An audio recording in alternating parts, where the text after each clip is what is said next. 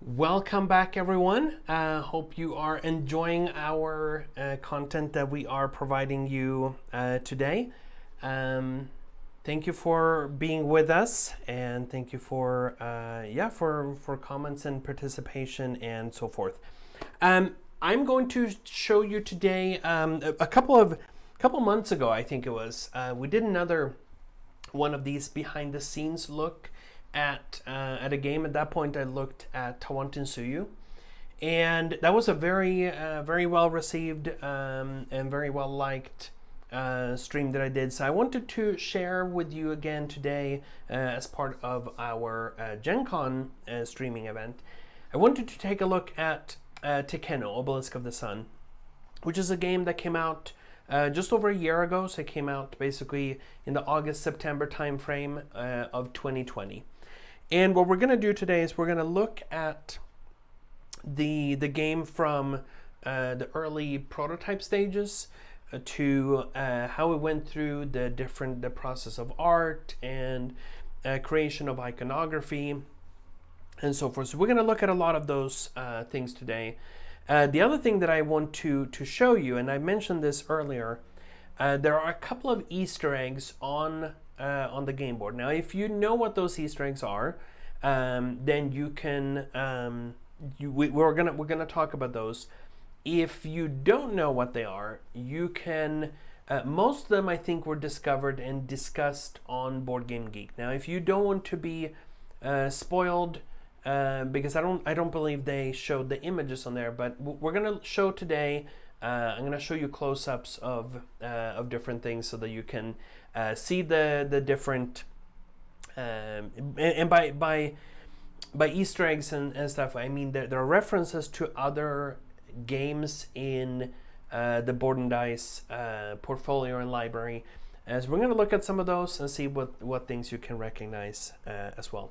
But one of the main reasons why we do the streams like this one is to just give you an insight into what's the process for a publisher such as us from the moment that we get an early prototype from the designers.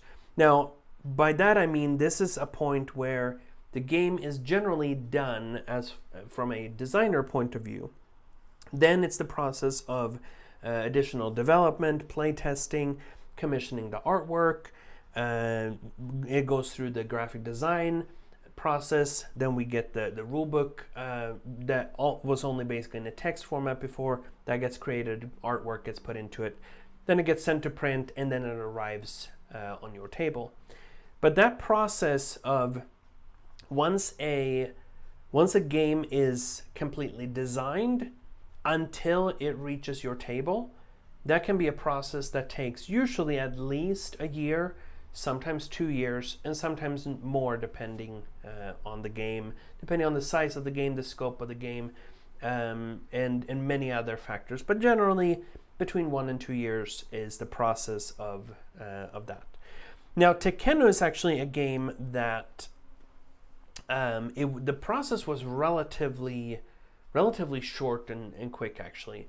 And this is something that both David Turczi and Daniele Tessini have talked about before. So first of all, Tekhenu Obelisk of the Sun, designed by David Turczi and Daniele Tessini. It's for them, it was a game that came together relatively easy as well, where it came out of that process relatively quickly, and where the design was finalized at a very early stage. And you'll actually see that compared to when we went through, and this is not a negative thing or a positive thing, but when we went through Tawantinsuyu, we looked at some of the changes that happen in the development process, and this is very common for a lot of games. Sometimes a game will benefit from being shorter, from being longer, from being more involved in some areas, less involved in other areas. A lot of that comes through in both development, when we do a lot of the playtesting in-house, and then the playtesting that we do with external playtesters. So generally the process starts with us seeing the design. Basically, the designer or designers They pitched the game to us to show what it's about. In this case, we'd worked with both Danilo Tassini and David Turchi, so we knew them well. It's not that this was a new meeting or anything, but otherwise, generally, we look at a design.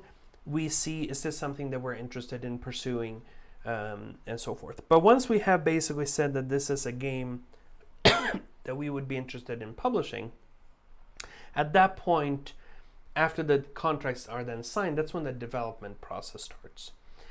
This means that we then have either a physical prototype of it or a digital prototype, and we start playing it internally. We play a few games internally just to get an idea for, are there areas that need work or tweaking? Are there things that, even if they don't need it from a game balance perspective, they might need it to fit better in with our catalog, with our portfolio? Are there things that are explained or portrayed in a way, or where the gameplay experience is vastly different from how other games feel that we publish? If so, there might be a few changes that are made there. So it's not always because it's a flaw of the game or the design. It's more so about the feeling of the game that we want to publish. What do we want the final product to look like?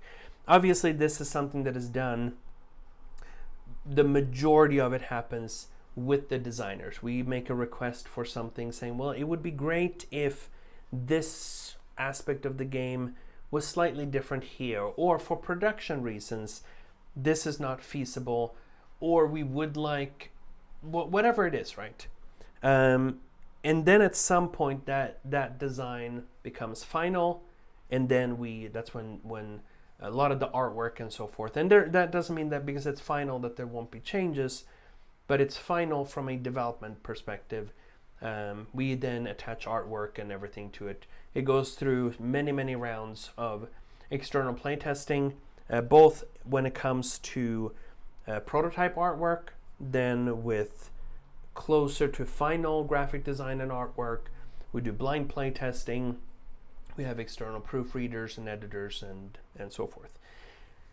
Now, in many cases also, the games that we publish, particularly if it's a game, excuse me, if it's a game that that is related to another culture that is not ours, basically, if it's a non-European themed game, then for sure we also work with cultural consultants, and we work with, there's an additional level of both research and consultation that will need to happen just to make sure that the theme, the design, the elements, the art and everything, that fits the culture and that it's respectful of that culture, approved by members of that culture who that based on what the game is about.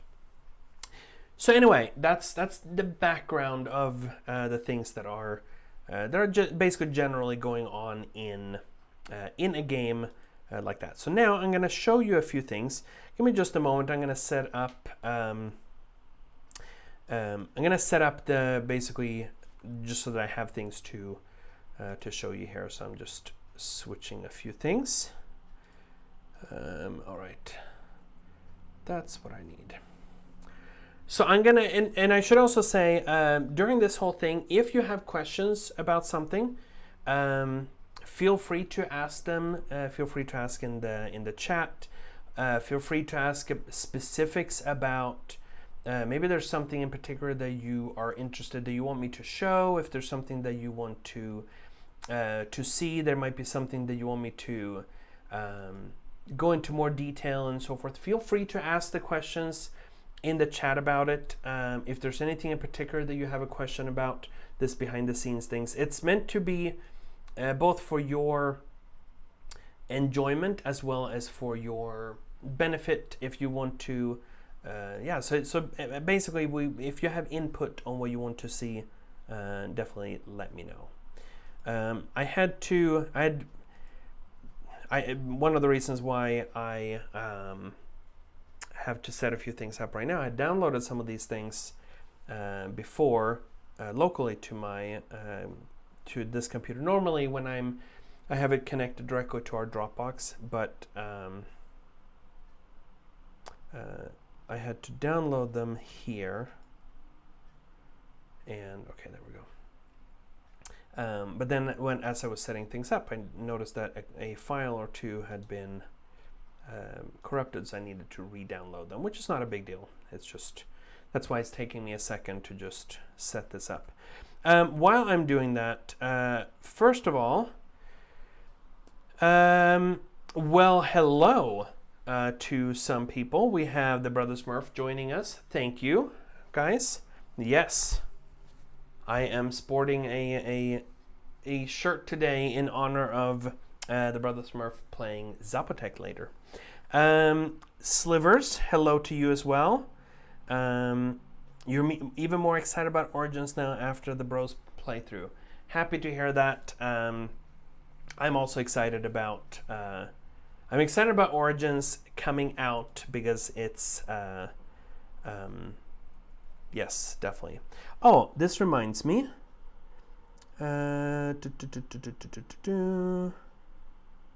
Okay, I just need to send some information to the Brother Smurf here. So give me just 1 second.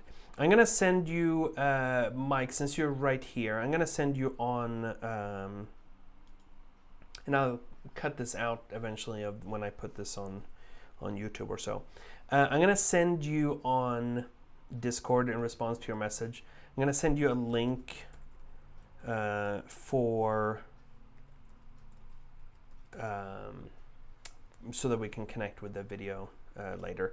I think just because that stream starts at it starts at 12:15 your time, basically just I don't know, 5-10 minutes before, something like that.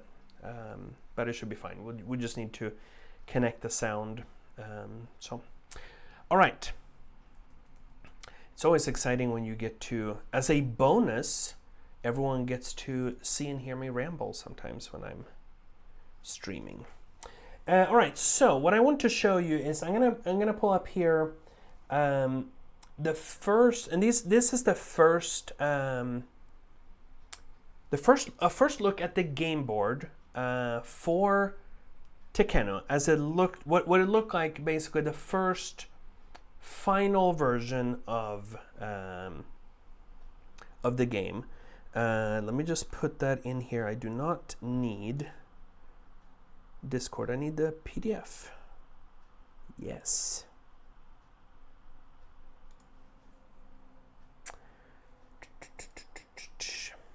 All right, sorry about this, guys. There we go.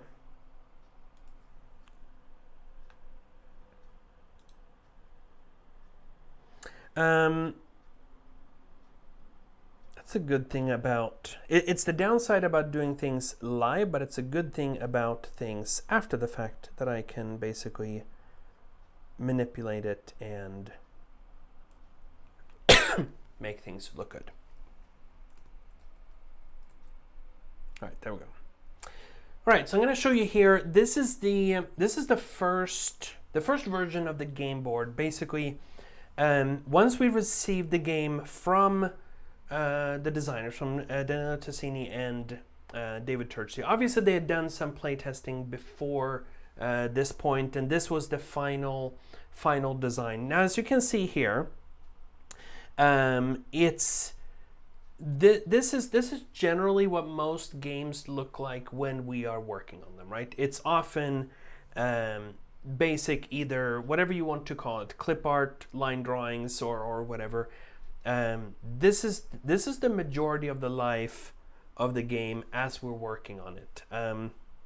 Typically, it's we print this out either on either letter size or A4 size paper, tape them together on the back, sometimes on the front as well. You may have seen, sometimes actually we bring even these ones and we show them to people and play it with them right at an early stage. But one thing that you will recognize here, by the way, hello Benjamin. Nice to see you. Thank you for joining and watching the stream. All right. So one thing that you recognize here is that this game board, it looks, for the most part, everything looks recognizable when you're comparing with the final game board. You have this same area in the middle, where you have the basically this pie-shaped wheel. You'd have the obelisk wheel in the middle, then you have the other areas surrounding it. Those gods, their locations and so forth, did not change. There were no substantial things changing. If we look, let's start here with the raw action, for example. There are a couple of things, but we'll see if you can spot those as we go through some of these, and you'll see what, other than graphic design and artwork. But otherwise, functionally, the way you would get the pillar tiles, the cost for them, that didn't change. Here you have the temple complex with the different rewards on the spaces, the bread cost for placing the houses along the outside. Same thing, you have the cost, or I should say the reward, the points that you get for pillar tiles, your population increase, and so forth. Down here we have the bastet action, and here there's a change where basically you used to get effectively a discount, or you'd get a resource back if you take this action to increase your happiness. It costs two papyrus, and that's still the case. With the 1 or 2, you also get 2 scribes. With a 3 or 4, you get 1 scribe. With the 5 or 6, you used to get a papyrus back, but that just didn't work well, because this is a good enough action anyway. So that was removed. Obviously, there are changes in iconography and so forth, but otherwise, this right here is the population track with the different the card market below it. One of the things that changed there in the card market is that first space basically has 3 options as well. This one only had 2 in the original one. The cost for taking the thought action, it used to be the first one with the 1 or 2 didn't change, where there was just you get to take 1 card for free, but then it's 2 papyrus for 2 cards and 3 for 3 cards instead of the 3 and 4. Then over here, the Osiris action area, nothing substantial changed here in this design. Obviously, the graphic design has changed for it. Same thing over here for the Horus action. I don't believe all of the rewards that you would get for them, all of those things stay the same as well. So basically, the game that you see here is not substantially different from the final version. This is very close to the game that you can play today. But this is what it looked like. This was in August of 2019. And this goes into what I was saying basically in the introduction of this, is that usually when you get a game to the table, that game has been in development for at least a year, sometimes 2 years. Now, I mentioned earlier that for Tekhenu it was really short, and the reason why it was short was because this game did not exist prior to June of 2019. So basically, this is 2 months later. And now we have, so normally a game is in the works for a long time. There's a lot of things to happen. This was magic when this game happened, because basically it came together over the course of a week, and it was in basically a final version. By the time that we saw it, there have been almost no changes since then. A couple of minor tweaks, sure, but this is a game that was basically absolutely playable in its current state compared to what you see here. So what we're going to be looking at now is not the process that happens before, because there can be many iterations, and it depends on the game. Sometimes a game goes through different generations where the theme changes. There are lots of changes in mechanisms and so forth. That's not what we're talking about here. We're talking about a game that is now finished. In August of 2019, the game was finished, with, aside from a few minor tweaks, a few minor changes to the costs and rewards and so forth. Now, what's the process from this point? How does a game evolve once it's finished? Well, at this point, we went to we still needed to do a lot of the internal play testing. We started the development. We played the game multiple times. At that point, we make small tweaks to it. We will make perhaps a change to something. So let's look at the next version of it, which is from just a few days later. So this is basically, the first one was from August 22nd, and then the next one is from August 27th. Now, if I show you these side by side, or I shouldn't say side by side, but I swap between them, aside from the fact that things have changed size a little bit and moved around on the board, there are three very important changes that happen. Four important changes. Yes, four important changes that happened. This was after basically the majority of the game design was completed, but there were four changes that were immediately identified and that were added, or I should say that were changed in the game. First, let's look up here in this area here. Okay, and I'm gonna zoom in on that same area in here. All right, so as I toggle between these two things, you'll notice that if you're looking at the raw action in the version on the 27th, there's a box up here that says any in it. So basically, one of the changes was that when you place a pillar, you will get a bonus.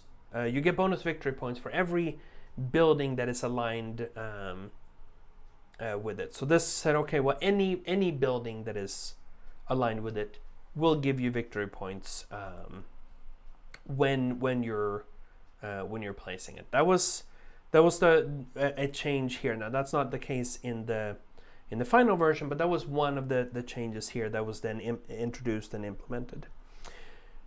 The other thing is, if you look, and now we're going clockwise. If you look in the Hathor action, and by the way, ignore I know that some of the names of the gods are misspelled in this version. They're properly spelled in the other one. That happens often in prototypes and so forth. So don't worry about those things. But this Hathor action, so this was the one on August 22nd. The change that happened there by August 27th was the fact that you also got a reward. When you're placing a building, you get rewards. You basically get one of each resource within the temple complex that is in the same row or column based on where you're building it.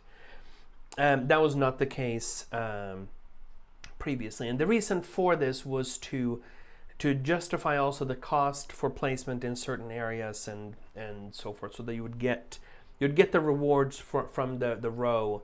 It's more expensive to build near the center, but you get a more valuable reward for doing so. Then we're gonna go down here. One of the things that I mentioned, I'm not gonna toggle back to that, but basically you can see that in the Bastet action, when you take that action with the 5 or 6, you no longer get that papyrus. It didn't make sense. It wasn't working that way, so that part was simply removed. And then also in this In this version, if we go down to this track here for the card market, you can see that there are now 3 spaces there, even for the first one. So the previous version had just a single, not a single, there were two spaces there just for blessings. But now in that first, if your happiness is between 1 and 4, now you could get your choice of either 2 blessings or a technology. And one of the reasons why this was an absolutely essential change is because what happens if your happiness is at between 1 and 4 and you take this action with a 5 or 6? Well, you wouldn't be able to get the 3 cards with it, so there had to be at least 3 cards on offer for each of the spaces. Now you can see because of that, basically a card was added to some of the other ones. So the second area that had before a blessing, 2 technologies, now received 2 blessings and 1 technology. Then the next step had blessing, technology, and decree.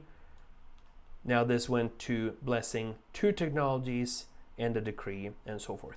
So little tweaks and changes like that would happen in the early stages of game development as things are being played, and you start asking questions of, well, what happens if a player does this? And you might say, well, shouldn't those things come up in playtesting before a game is finished or whatever? Not necessarily, because first of all, like I said, this was also a game that came together very quickly, and these things, this is particularly the responsibility of the game developers, right, is to ask these questions. What happens if insert scenario? It doesn't matter if that scenario is likely or not, but can we get to a point where something unexpected happens? And if so, we need to provide an answer to it. Another good example of one of those things is in a game that was released earlier this year, Mandala Stones. Generally, the game ends when you've scored enough times so that you cover a space on the mandala board where there's a symbol in there that has a number of hands equal to the number of players. So 2, 3, or 4 hands, and that triggers the end of the game. In 99% of the time, that's the case. However, twice during playtesting, we got to a situation where it was, without a stretch, it was theoretically possible that it would put a player in a position where they would be unable to make a move. They did not have any stones to score on their player board, and they also did not have a way to make a legal move with an artist to pick up stones. And because that was theoretically possible, there's an alternate way for the game to end, basically, if that happens, where you find yourself unable to take a turn, then the game ends immediately. Extremely rare, but theoretically possible. Only possible at the very end of the game anyway. So it doesn't fundamentally change something, but it answers the question, what happens if? And that's the point of game development, right? So what we were talking about here, what happens if I take the thought action to acquire cards, but my happiness is between 1 and 4? Well, if I use a 5 or 6 that couldn't get those cards before, now I can, right? So that's one of the main things that happens in the development process, is that we ask these questions. We look at the game. We don't necessarily play to win. We play to break the game. We play to do unusual things. We play to just see, is the game gonna work? Another game that is coming out in November, Tabanusi. One of the first times that I played it, I deliberately went to the different areas the round after they scored. So I would time my actions so that I would go there after that district had scored. And you might say, well, that seems silly. Why would you go there after it scored? Because then you basically progressed something in that district immediately after. I might have gone there prior, but I also went there immediately after it scored. And the reason why I did that was because I wanted to take advantage of my free choice of dice so that I had more control over where I went next and so forth. Was that a competitive way of playing the game? And again, these are the types of questions that you have to ask as you're going through the development process of a game. Let's see. I don't think there was anything else really that changed in this iteration of it. No. So now we're going to go over and I think I can close this one, yes. So we're going to look at some of the other... Oh, actually, no, there was a change. The change became that it had to cost you something to put a house down in the Osiris action area, and that was that the cost became 1 happiness. So you don't pay resources, but you had to pay something to do so, and paying 1 happiness was a good counterbalance to that. Everything else was basically the same. So that's that that process there. All right, so now we're going to skip ahead a little bit in time and look at some of the things and basically say, okay, well, what happened? Now we did play testing internally. We identified a few things that should be updated and changed and so forth. And I'm going to do the same thing with cards in a moment. But let's jump ahead in time to, let's jump about a month and a half to October. So this right here that is pulling up. So this is basically the October version of the game. So now we've played it for a month and a half, and as I toggle between these, now you can see there are no significant changes to the mechanisms of the game.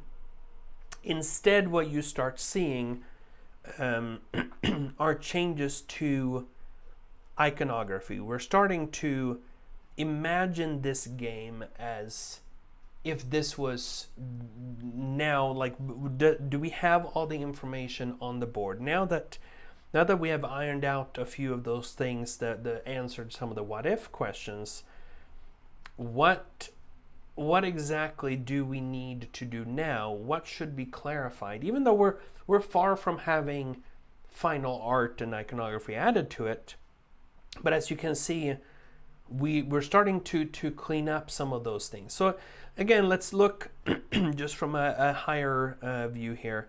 You look up, first of all, you'll notice how the innermost circle on the obelisk wheel, now there's basically that stop symbol. That was just to remind people that those are the forbidden dice. They should have a symbol as well. You can't take dice from that area. So we added a symbol there. We also marked some of the statues. It might be a little bit hard to see.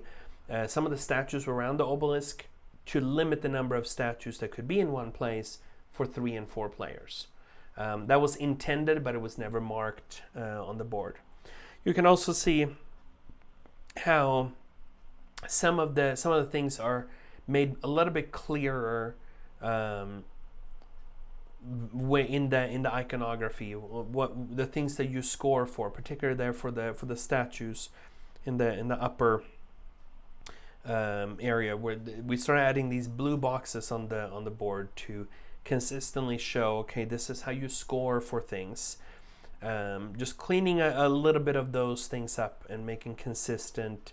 Even though this is still prototype, we are clarifying the iconography for ourselves, saying, okay, I find this a little bit confusing. Let's make sure that we have, you look at the Mott area, for example, it used to say 0, ±1, ±2. It wasn't clear that the negative points that you get, which is only if you have excessive taint, not if you have an excessively pure scales on your player board, that was clarified by separating it so that the positive numbers were on top, the negative numbers were on the bottom, more clearly divisible lines between those things. Little things like that were changed just to imagine what this game is going to be one day when it's printed, when it will be on the table, and when people who have not played it will start to say, okay, well, what do I do? How can this iconography help us? Also, you can see in the thought area the cost changed to what it is today. 2 papyrus for 2 cards, 3 papyrus for 3 cards. Nothing changed in the card market and so forth. And nothing substantial in the Osiris area, except if you place, if you go there with a value 6 die, you get to increase 2 of whatever it is. So basically 2 bread plus 1 of your choice. That was one of the things that was added. We also added, you can see on the left-hand side, for the Horus area where you're building the statues, we added things to the board to say, okay, well, in addition to building a statue in honor of one of the gods around the obelisk, you can also build it for the people. And we needed to have this depicted there because there are a few things in Hathor. We need to have a reminder that you get points for every pillar that is in that row or column. In Osiris, we needed to basically just show there that this is an option, so that people are not wondering, okay, well, how can I do this, right? So those are some of the changes that happened in basically the early stages of the process. I'm just going to answer a question from the chat as well. Andy, you're asking what booth we're at. We are not physically at Gen Con. We did not get a booth this year. I talked about that in a previous video, but basically we had originally planned on attending, but we were unable to get a booth. Now, hindsight, that was kind of fortunate because Origins, which was long scheduled to be a Gen Con premiere, and it is effectively a Gen Con premiere, it will not show up. The actual, we have early copies of it that we used for media and for early playthroughs and for marketing purposes. But the actual copies that we will be able to sell that are going into distribution and retail, they will not show up until the beginning of November. So even if we were at Gen Con, we would only have previous releases to sell. That said, you can, even though the game is not available to demo in person physically, if you go to our Discord channel, and I'm gonna paste this in here again. If you go to our Discord, then over there you can you can join different game demos. You can demo Origins there. There is a schedule. If you go to Discord, in the Gen Con 2021 category, there's a daily schedule, and there's information there. There will be people that are ready to help you get a demo of the game virtually and digitally on Tabletopia. So you can still demo the game, and if you go to our website, boardanddice.com, you can still take advantage of sales on both some of the new releases, some pre-orders, including for Origins First Builders, but also we have special bundles and special sales going on for some of the previous releases, so check that out. So Mateos is asking if the physical prototype came with the obelisk as well, if that was a promotional pre-production idea. So first of all, we made the physical prototype in our office. They played with one. You may have seen some early photos they were sharing. One of the very, very early ideas was for the obelisk as it was rotating. So basically what happens is every time there is a rotation of the obelisk, new dice are added to the shaded areas, right? So there are 6, as you can see on the game board, there are 6 different sections around the obelisk, and the obelisk wheel itself has 2 areas that are light, 2 on the sides that are shaded, and then 2 areas that are dark. Every time there's a rotation of the obelisk wheel, those 2 shaded areas, they get a number of dice equal to the number of players. In the very early prototypes, what they had was they wanted something that both represented the obelisk physically, that would stand out and increase the table presence. At the beginning, they designed this to be an obelisk where you would put the dice in there and they would roll out off the sides on the bottom. Now that is an amazingly cool idea, and it was 100% impossible in practice. Basically, they played with that a couple of times, but it just didn't function for two reasons. One, getting exactly, let's say in a 4-player game, as you're loading the dice in, either you needed to make the top so large that you have 2 separate places to put the dice. Or if you made it smaller, you still had to put them in one by one, and it became a little bit fiddly. But you needed to make sure that you get exactly 4 dice coming out each end. The problem was that when they came out at the bottom, no matter the design of it, they would always spill out just too far and knock other things over and stuff. There was no way of easily getting them out there. And then you still have to adjust them, you still have to move them. You don't want them to bump existing dice, you don't want to bump other game components and so forth. It just didn't function that way. So then that quickly was, even before we got the prototype, that just became that you just roll the dice, and because you need to adjust them anyway, based on whether they should be pure, tainted, or forbidden, then you needed to manage that anyway. So there was no practical reason for that to be basically a dice tower on the game board. But then the obelisk itself became both something that would symbolize how the shadow is being cast, as well as aiding in rotating it, because you need to rotate something when you have other components. You have dice and statues and so forth placed around the obelisk. Without the actual physical obelisk sticking up, it was a little bit harder to be able to manipulate that and rotate it freely without potentially knocking things over. So it stayed there as a both something that would retain the table presence, but also something that was practical for rotating the obelisk wheel. All right, so this was a look here now at basically October of 2019. I'm just going to show you one other one. So we're going to compare this with basically what was the final version before art, and that was in December of 2019. So as we compare, this is the final one with the first pieces of art attached to it.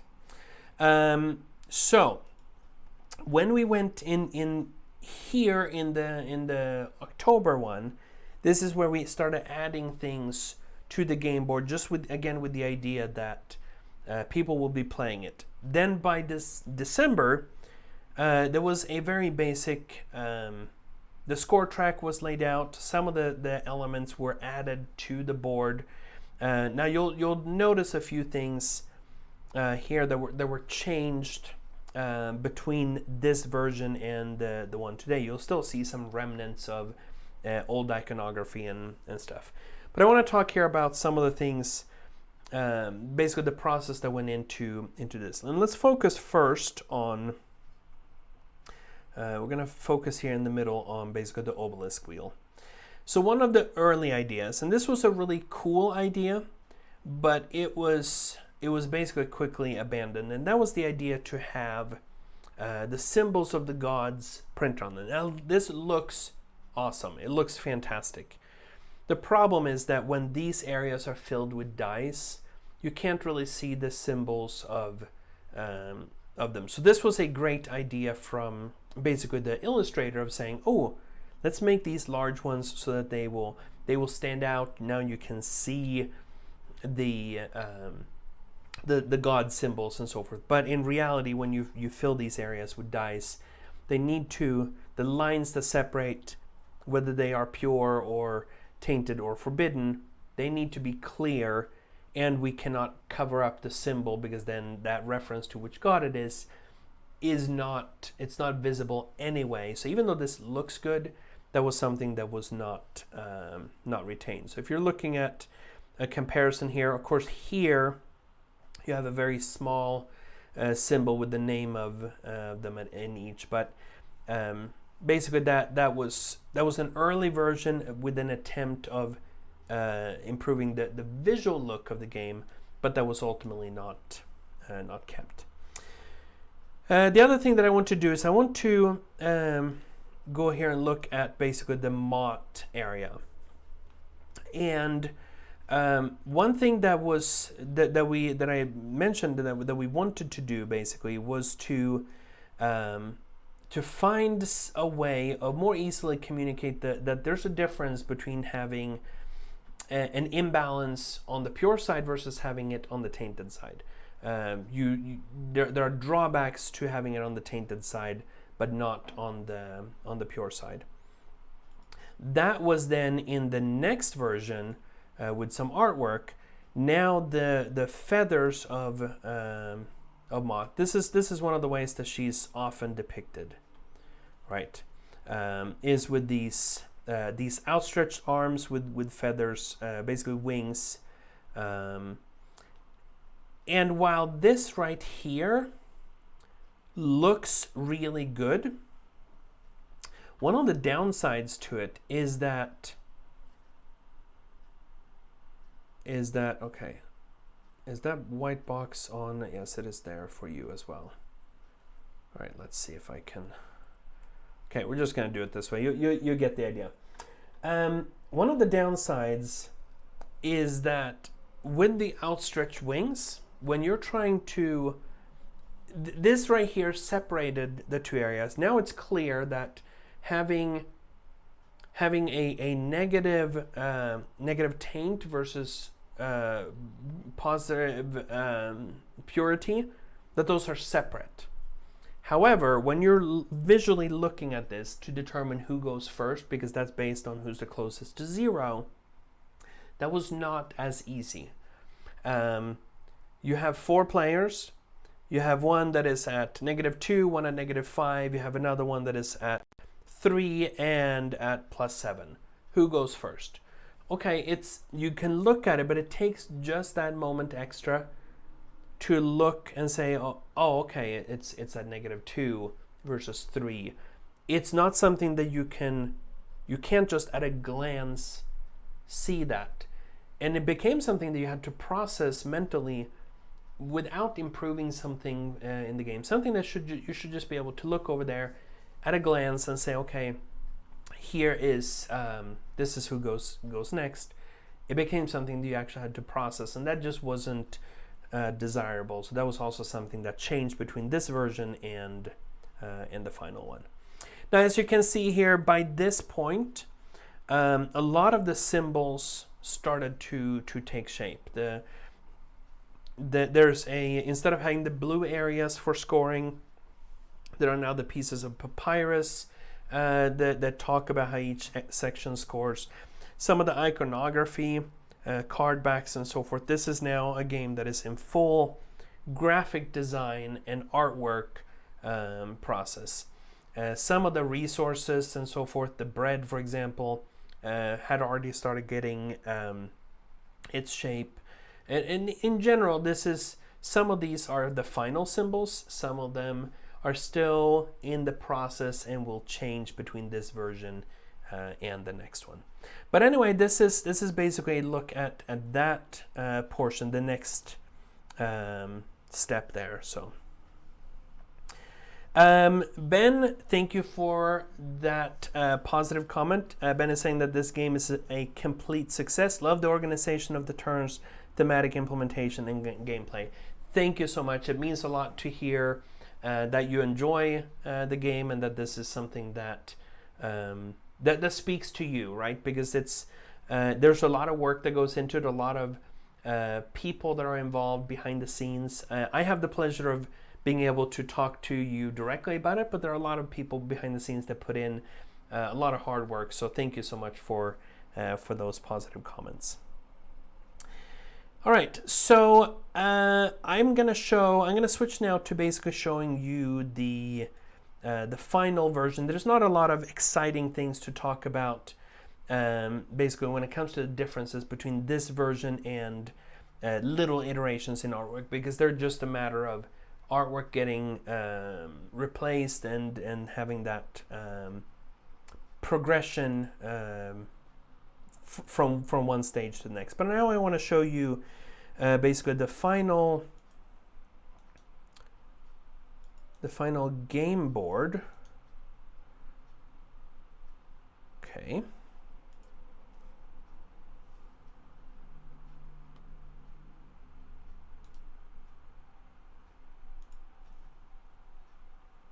No, why is this not?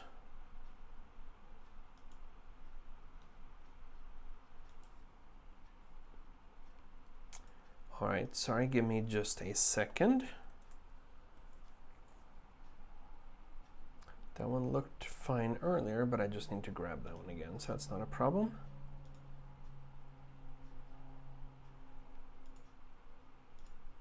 All right, so I'm gonna show you the final game board. Now, one of the things that that I want you to realize that some of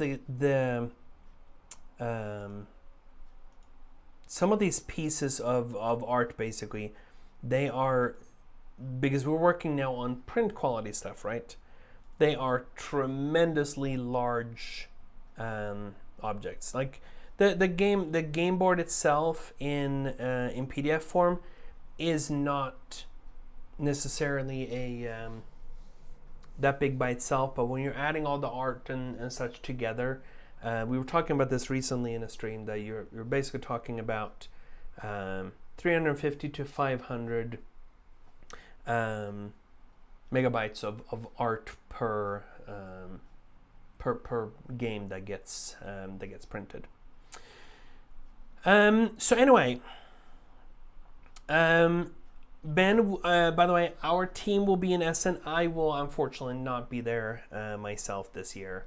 We're gonna have a smaller booth, and it doesn't make sense for me to travel this year, especially with some of the uncertainties of whether I would be able to or not. So we will have plenty of people coming from Europe, including some of our volunteers from previous years will be in Essen, but I will not be making that trip this year, but hopefully next year. So, excuse me.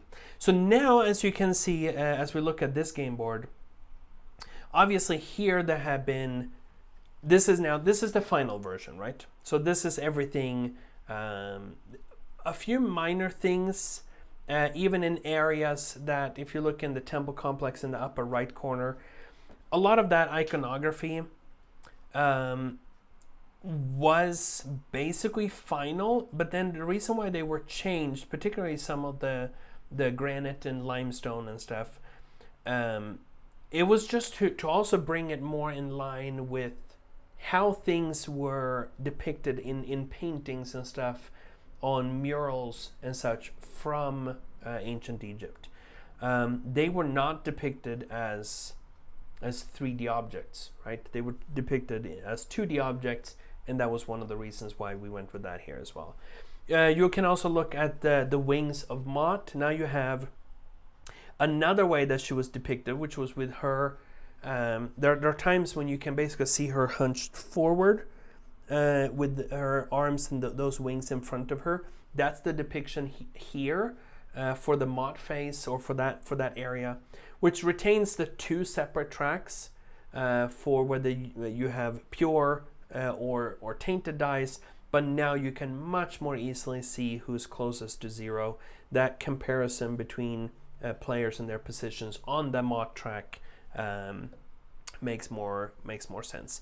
Of course, a lot of the other things here, previously this track at the bottom, the population track, it used to have only yellow, red, green, and blue.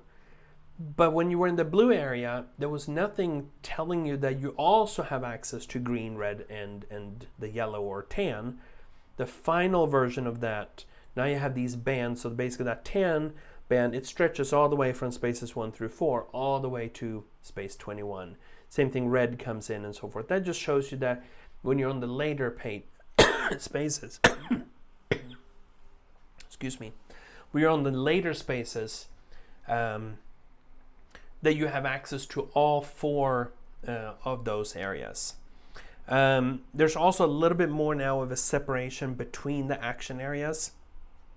In this version, that line, sometimes people tended to, one thing that happened in playtesting was that people tended to use that full width, and now that meant that sometimes a die would accidentally get pushed and sit on the line between 2 god action areas, causing people to say, wait, did this one belong to Bastet, or was this a Hathor one?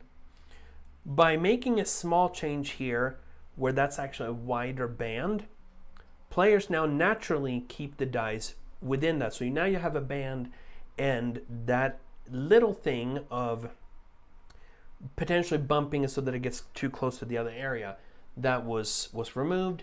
We never had that issue again in any of the playtests from that point. There's also a little bit of a more visual separation in things with paths and basically the artwork in the background that is now separating things so that they feel different, because each area is its own thing. And now you can see how, if you go back to this one, there was no separation between them.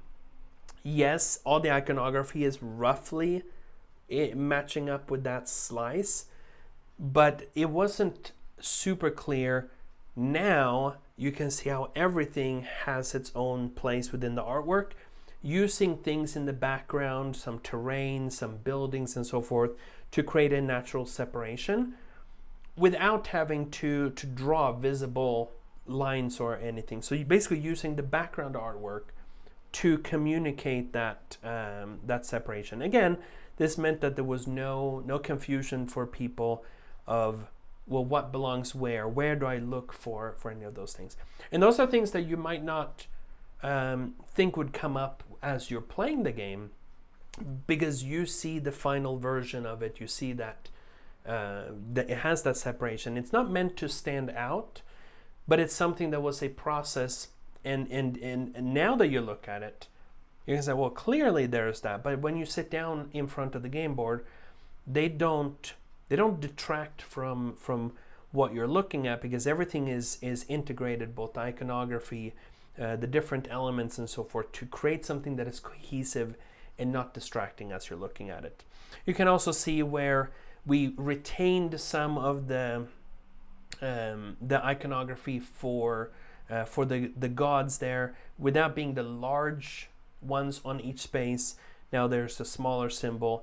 This one is mostly visible the whole game, but never gets really covered up and so forth, and it leaves plenty of space for pure dice anyway. Of course, you can see that there are changes to make things more consistent in the artwork, showing basically construction sites around the temple complex. A lot of these things are ways to integrate and combine function with something that is also visually pleasing. It's the work of the artist to take something and trying to depict it in a way that makes it a little bit more immersive, where how you depict it actually matters, and not just for functional reasons. GB Glazer, thank you so much for following. Really appreciate it. Mateus, you're saying the graphic design on this project is stellar. So much complexity to put in smart display. Thanks to that work, it's pretty easy to find everything during teach and play. Great job, guys. Again, thank you so much for those positive comments. Hopefully this is also something that is highlighting the reason why this takes a long time. There's a lot of very important steps along the way of taking game ideas and communicating them in a way that enhances the visual aspect without making it more confusing. So for example, just looking at the spaces around the temple complex, here they had become buildings. but they're a little bit vague. We need lines to separate them. But then they started looking like it's just lines on there. That's not pleasing. Well, this final version that basically uses this, these are places that have been prepared. They've been dug down into the ground. There's basically a construction site. Now you get that separation, but it looks natural. It looks pleasing in a way that that's both sets it apart and creates that division that was needed. But it does so without being distracting when you're playing it. So now I want to go over. There are 1, 2, 3, 4, 5. Yes, 5 pieces of Easter eggs on this game board. Now, if you're here in the chat, if you know of any one of them, just type out. You can either type out which game it's a reference to, or for that matter, if it's a particular object or whatever. Type that in the chat, and I'll zoom into that part of the game board. Otherwise, if you may not know about what they are or whatever, I'm still going to show them, show all of them. And in fact, what I'm going to do is I'm going to start with one that is not related to a game, okay? So that will give you a chance to, because you might have spotted the other one, but the one that most people have missed, even after looking at and knowing that there was basically this in the, that there was this, these Easter eggs in the artwork, one thing that people missed can be found. Let's go here. We're going to zoom in a lot. Yes. So we're going to go here in the upper right corner. It's not way up in the corner, but it's over here on the thing that separates the Horus action from the Ra action. Apparently it is not liking. Again, it's a large size. Okay, maybe I can do this. Yes, there we go. All right, so we are going to scroll up a little bit. Oh, wait. I went too far. Here you go. By the way, it's funny how when you zoom in on something, obviously when this is printed on the game board, you never zoom in this close. I love the skills of artists of being able to draw something more abstract that is, there's detail where it's needed, and then there's lack of detail that sometimes also enhances. But right there in the middle of the screen, that is Santa.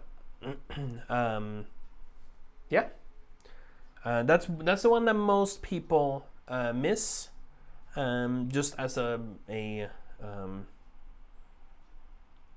with regards to basically the Easter eggs in the artwork. So you have Santa there on the wall, and again, if I zoom out a little bit, you'll be able to find this on your player board as well. So it's right on that building, separating the Ra area from the Horus action area.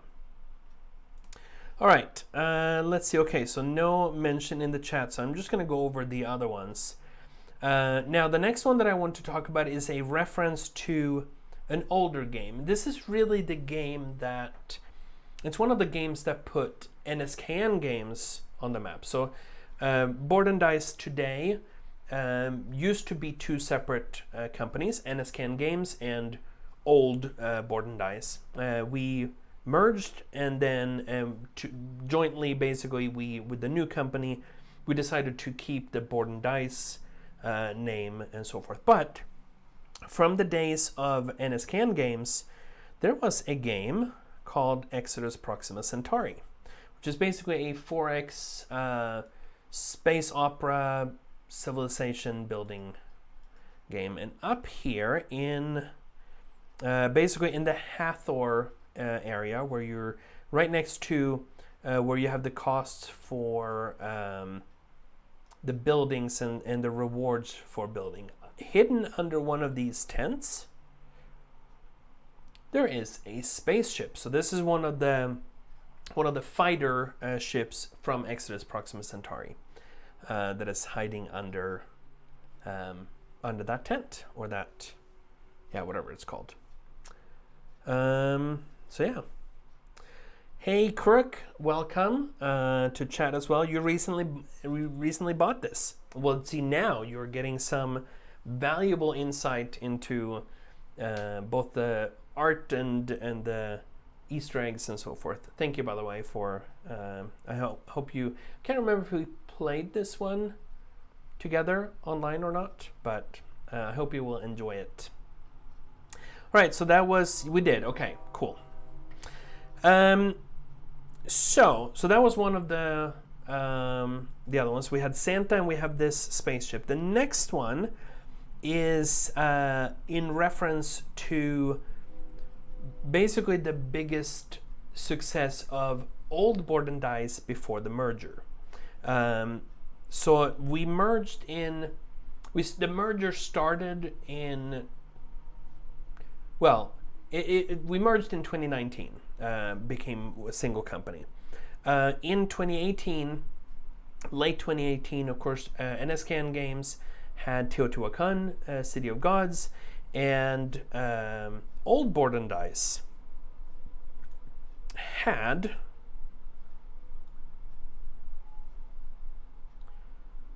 right, there we go. Old Board&Dice had Escape Tales: The Awakening. Now, whether you own that or not, if you look on the... I should drag these when I'm scrolling, because otherwise it scrolls. All right. Come on, you can render this. Yes. All right, let me zoom in one more step. So on the cover of Escape Tales: The Awakening, there's a red balloon that is floating in the air. This is also one of the Easter eggs that a lot of people miss, partly because it's upside down from the viewer's perspective, but otherwise it's this is one that is very clear. Once you've seen it, you can't unsee it. But that's basically the balloon from the cover on Escape Tales: The Awakening. All right, the next one that I want to show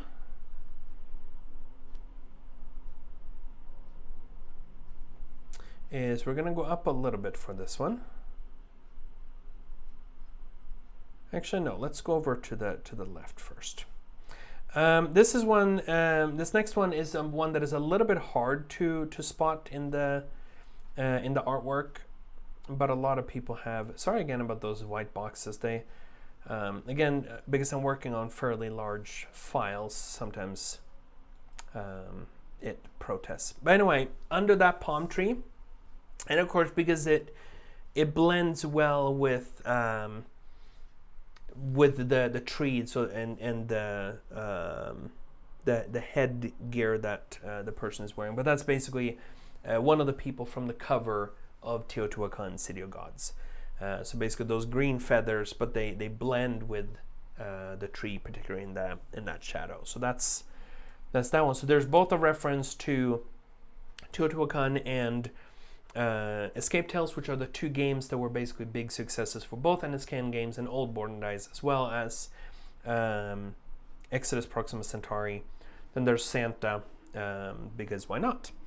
And then there is the last one is basically the last Easter egg is in reference to the bigger game from 2019, particularly because this is a Daniele Tessini, even though it's co-designed with David Turczi, but from Daniele Tessini's previous game with us. So I'm going to zoom out a little bit before I get into this one.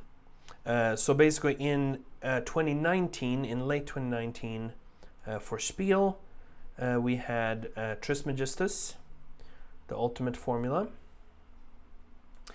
And one of the things that was very prominent in the art, and it's in general, it's common to depict alchemists and so forth with with cats and so forth. And you have here in this corner by this building, there is a black cat that is also featured prominently in the artwork for Trismegistus. But you can basically see that black cat there at the base of that building, along with Trismegistus himself. He's holding that vial and the book from the cover of that game. So yes, those are the five. Pieces of Easter eggs in the artwork. You have going clockwise, starting in the upper left area. You have Santa on that building between Ra and Horus. You have in that building area for Hathor. You have up in that house. You have Trismegistus with his cat. Below that, under the tent, you have the spaceship from Exodus Proxima Centauri.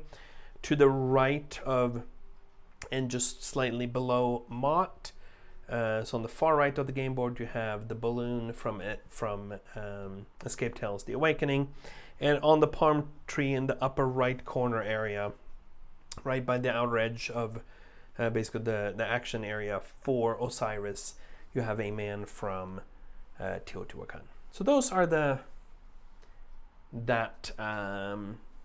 yes. So anyway, hopefully you enjoyed this. I know I said that I was gonna go over potentially some of the cards and such as well. We do have another thing planned here, basically in about 7 minutes or so. So I'm not gonna go into the cards themselves. It's basically the same process of just making a few changes, making some changes to how the artwork is presented, the graphic design on the cards and so forth.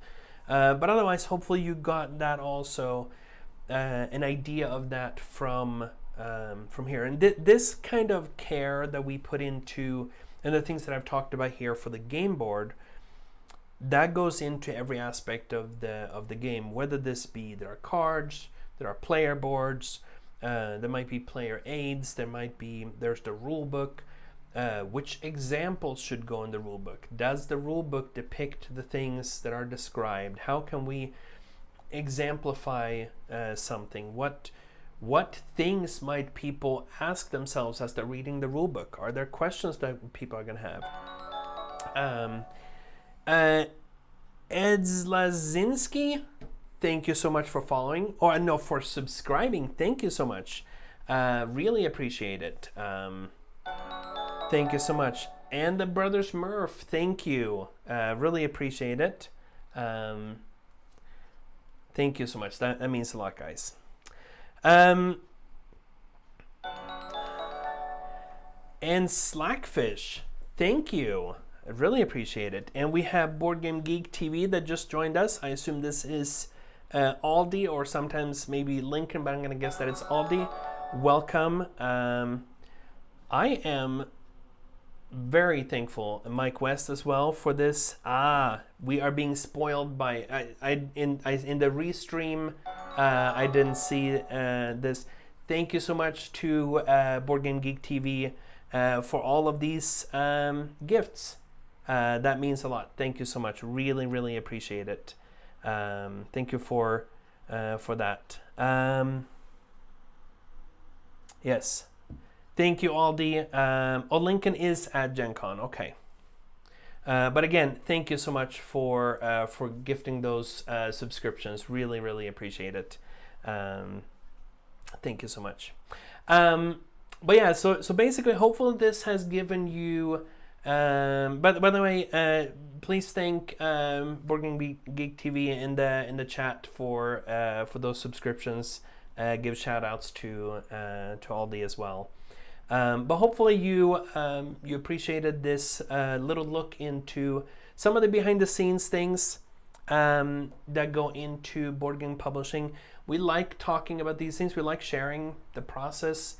It's not always obvious when you get a game to the table. I know how I get, but I'm so excited to open it and punch it and stuff. I don't always take time to look at some of the things that the process they may have happened before, and so forth. So hopefully this gave you a little bit of an insight into that side of publishing as well. So Matthias, you said you can't wait for the Seth expansion.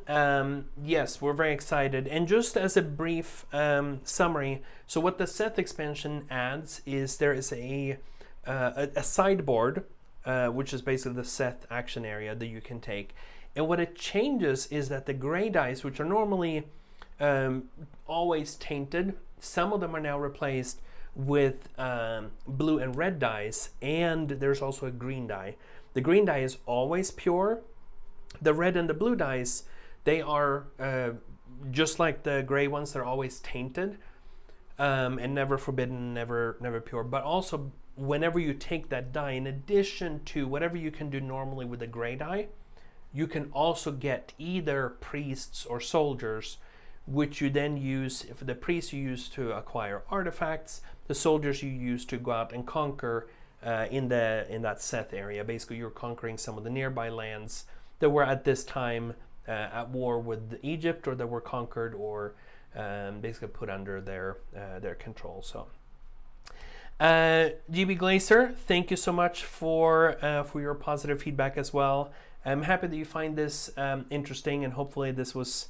We'll be doing more of these things in the future for sure as well. We like every now and then taking a look at some aspect of this part of publishing. You're also saying that you've thoroughly enjoyed both Teotihuacan and Yedo and Deluxe Master Set. Tomorrow at 10:45 Mountain Time, which is 6:45 p.m. Central European Standard Time, summertime. Sorry, excuse me. We will be taking a look at what's coming up in the La Granja Deluxe Master Set. So early next year, basically in January, there will be a crowdfunding campaign for La Granja Deluxe Master Set. So we'll be taking a look at that together